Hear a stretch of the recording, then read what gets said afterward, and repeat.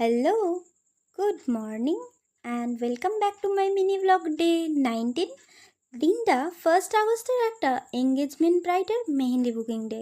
তো যথারীতি আগের দিন রাতে মেহেন্দিটা স্টিন রিলিজ প্রসেসে রেখে ঘুমিয়ে পড়েছিলাম এবং সকালে উঠে মেহেন্দিটা পাইপিং ব্যাগ থেকে ঢেলে দেন এক এক করে কোণে ভরে কোণগুলো রেডি করে নিয়ে সাথে প্যাচ টেস্টটাও সেরে নিয়েছিলাম। তো একটা বিশেষ কথা তোমাদের জানানোর ছিল যে তোমরা অনেকেই আমার আগের একটা ভিডিও দেখে জিজ্ঞেস করেছিলে যে আমি অর্গানিক মেহেন্দি কোন সেল করি কিনা। তো অর্গানিক কোন সেলিং খুব তাড়াতাড়ি শুরু করব ভেবেছি, আর অবশ্যই তখন তোমাদের জানাবো। তো যেখানে ছিলাম সন্ধেবেলা কাজ থেকে বাড়ি ফিরে প্রয়োজনীয় সব জিনিস নিয়ে গুছিয়ে বেরিয়ে গেলাম আমার মিষ্টি ব্যস্ত ব্রাইডের বাড়ির উদ্দেশ্যে, বৃষ্টি মাথায় নিয়ে।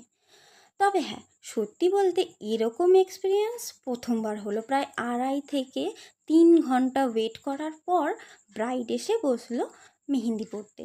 আর যেহেতু ব্রাইড অনেকটাই লেট করে ফেলেছিল, সেই কারণে 1 আগস্ট হাতের ব্যাক সাইডের কাজ করে বাড়ি চলে এসেছিলাম, আর নেক্সট দিন ফ্রন্ট সাইডে কাজটা কমপ্লিট করেছিলাম। তবে হ্যাঁ, পরের দিন কোনো বুকিং ছিল না বলেই সময়টা দিতে পেরেছিলাম, না হলে হয়তো রাত জেগেই কাজটা সারতে হতো। তো পরের দিন 2 আগস্ট আবারও কাজ থেকে বাড়ি ফিরে রওনা দিলাম ব্রাইডের বাড়ির উদ্দেশ্যে। তো বাকি কাজটা সেরে সেদিন বাড়ি ফিরতে প্রায় অনেকটাই লেট হয়েছিল, কিন্তু ব্রাইডের পরের দিন এঙ্গেজমেন্ট, আর ব্রাইড যদি লেট নাইট করে ঘুমোয় এমতো অবস্থায় তার শরীরের হাল তো বেহাল হয়ই। সাথে অর্গানিক মেহেন্দি স্টিন আসার সময়টা যেহেতু লেন্দি হয়, সেই কারণে প্রপার কালারও আসতে লেট হয়। আশা করি আপকামিং ব্রাইডরা এই ভিডিওটা দেখে কিছুটা বুঝতে পারছো কী কী অসুবিধা হতে পারে। কাজের ডিটেলস ফটো ভিডিও আপলোড করে দেবো পরে। Thanks for watching, by.